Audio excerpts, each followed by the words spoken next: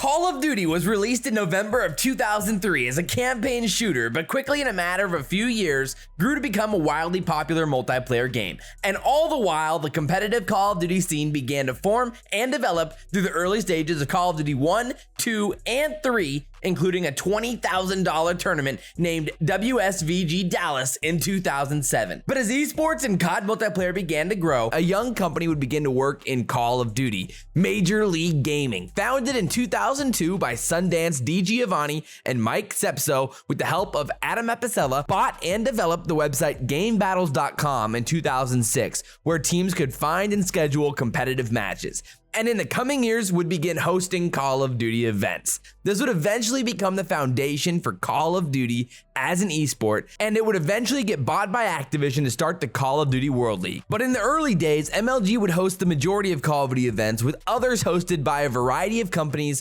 over the years, including UMG, Gfinity, ESL, and ESWC, to name a few. But on November 5th, 2007, Call of Duty as a franchise would be changed forever with Call of Duty 4 Modern Warfare releasing.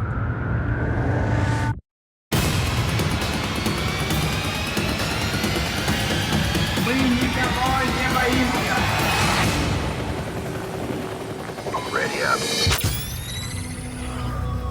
CoD 4 truly laid the foundation for everything we love about competitive Call of Duty today. At release, CoD 4 realistically marks a more mainstream emergence of competitive Call of Duty as tournaments began to pop up around the country and esports organizations began to build Call of Duty rosters. What's up, guys? It's your boy Moho.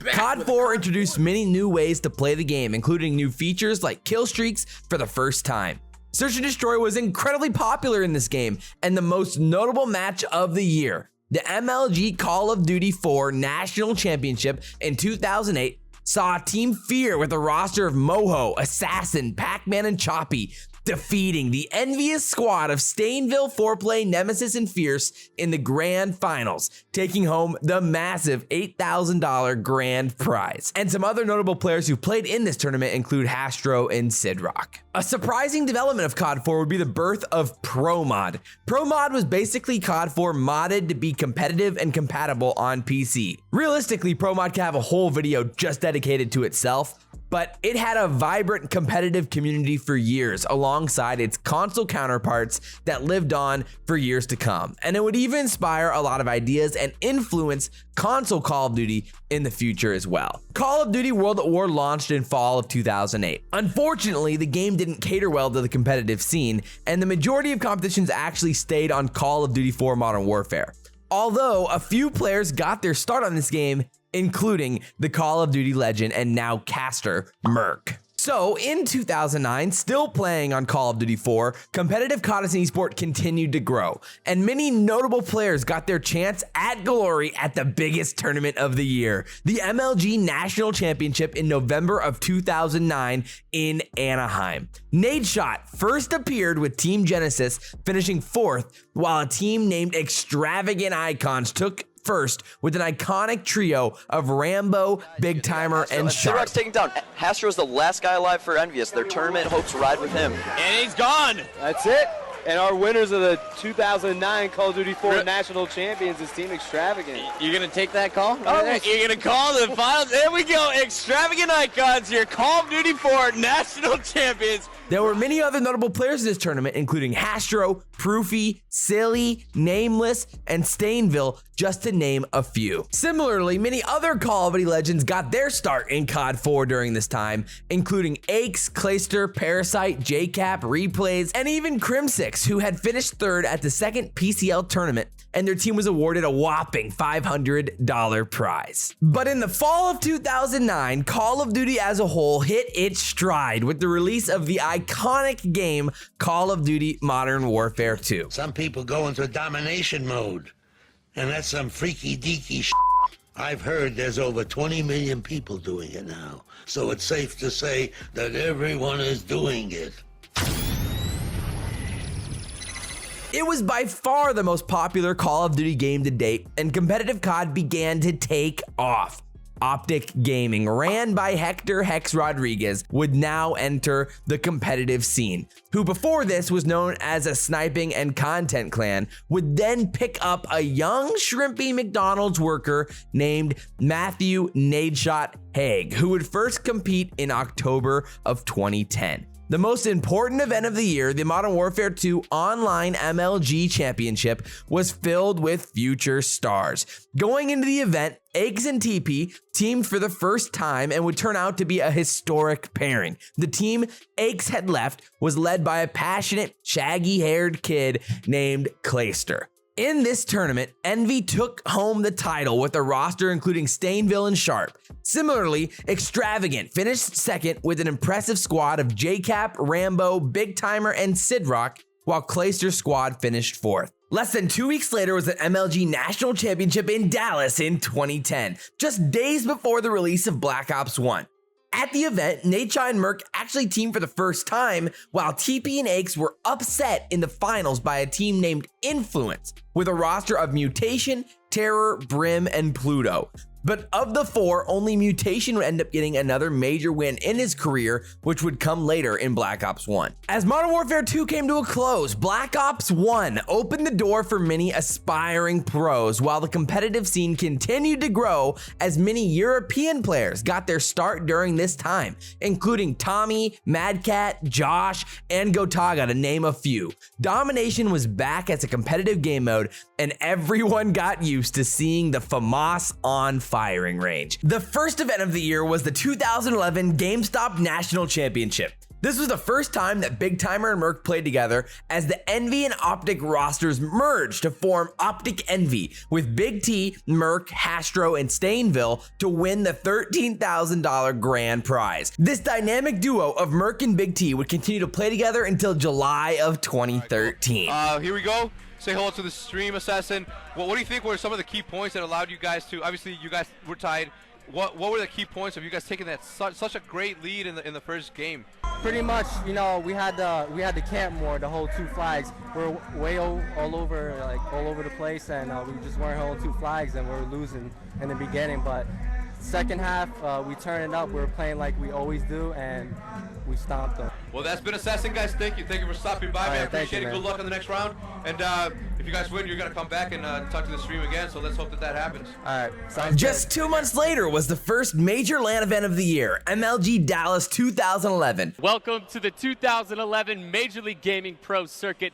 We're kicking off this season right here in Dallas, Texas, with the best gamers in the universe. StarCraft 2, Halo Reach, and Call of Duty are all in the house this weekend. Which saw the first appearance of the red-headed, soon-to-be superstar, Scump, who had joined Eggs and Teepee a few months prior, and they headed into this tournament as champions of the first big online tournament of the year. They got the huge win against the Optic Gaming roster of Big Timer, Merc, JCap, and Proofy in the winners finals, then beat the Envy roster of Stainville, Saints, Liar, and Dito in the grand finals, taking home the $10,000 grand prize. Dallas, a great job to them, a true #1 seed, true professionals, and you know what? We're gonna see them again in Columbus, and they're definitely gonna be the team to beat as we move into that. Team that won the 25K tournament against Optic is now here in Dallas, Texas, and now we have a new champion. Congratulations on being the first Call of Duty Black Ops 2011 tournament winners here on the MLG Pro Circuit. Here's your trophy. Congrats. This truly kickstarted Scump's mainstay as an elite talent in Call of Duty, giving him his first championship win. And this also marked the first LAN appearance of the loud, passionate, and soon-to-be not-so-skinny teen from Long Island, Doug Sensor Martin. And then in July, nearing the end of the Black Ops 1 season, Quantic Leverage would go on to pick up Proofy and win MLG Anaheim, edging out both Fear, who had young phenoms John, Fizzerp, Twiz, and Assassin, and Optic Gaming, who had now dropped Nadeshot with a roster of Merc, Big Timer, Rambo, and JCap. So nearing Modern Warfare 3's release, Activision wanted to showcase MW3 with a massive tournament. So they put on the first ever Call of Duty XP in September of 2011 before the game even actually released. The tournament boasted the biggest prize in CoD history, $400,000 for the first place team. Nadeshot found his way onto the Optic roster as Rambo couldn't play because of Canadian rules. Optic would go on to win the tournament in epic fashion, and it would truly kickstart Nadeshot's reign as the face of competitive Call of Duty. So it looks like we got a 3v1 situation up all alone. And there you have it, Optic Gaming. It's your Call of Duty XP 2011 champions. They're taking home $400,000. It's gonna be $100,000 per player. Nadeshot, I can't even see it. So Nadeshot, how you feel right now, dude? Talk to me. What the heck? Swag, I don't know. How about you, Merc? You guys, you know, like you're in college and all of a sudden you find yourself $100,000 richer and the champion of Modern Warfare 3 at the first ever Call of Duty XP event. How do you feel, buddy? No college debt, that's how I feel, baby. No student loans for this guy. There you go. Nadeshot, you just made $100 grand. How does that feel? I don't want to work at McDonald's anymore.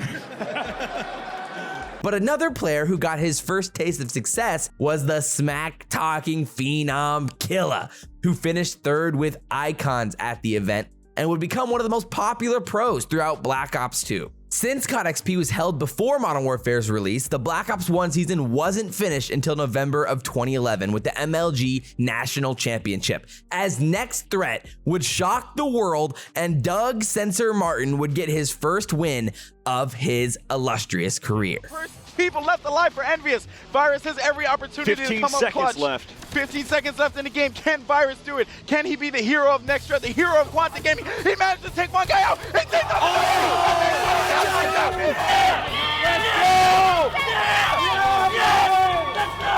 Let's go! Yes! I love you! I love you, Virus! I love you! To be honest, I don't even know. We just flowed. Everything worked perfectly for us, and everything was just perfect. I mean, we didn't drop a series. It was just great. It's an amazing feeling. But unfortunately, it would be nearly 3 years until he would win another major tournament. Modern Warfare 3 was a difficult year for competitive COD as there was no LAN feature built into the game, and because of it, MLG didn't host any tournaments. There were lower prize pools and less exposure, and many tournaments were actually hosted in Europe. The core of Big Timer, Merc, Rambo, and Scump won 6 of the 8 events they played in and got second in the other 2. But Optic absolutely dominated the scene, heading into the craziest year of competitive Call of Duty yet. Because MW3 season was so scattered, many players appeared for the first time, including Jerd, the Irish star, in April of 2012. But this would only set up for the unbelievable season that is Black Ops 2. What's up, everybody? I hope you guys enjoyed part 1 of the history of competitive Call of Duty. If you guys did, make sure to hit the notification bell so that you never miss an upload. Obviously, part 2, part 3, the rest of the parts will be coming out here very soon, covering the rest of the history of competitive COD, going from Black Ops 2 all the way to Cold War and now Vanguard, and talking through it all. So I hope you guys enjoyed this first part. If you guys did, like, comment, subscribe, share the video if you guys really enjoyed it. I'm trying to do this full time, and I cannot do that without you guys, so I really, really do appreciate it. But as always, guys, I'm your boy SalvationsElite, and guys, we'll see you next time. I'm out.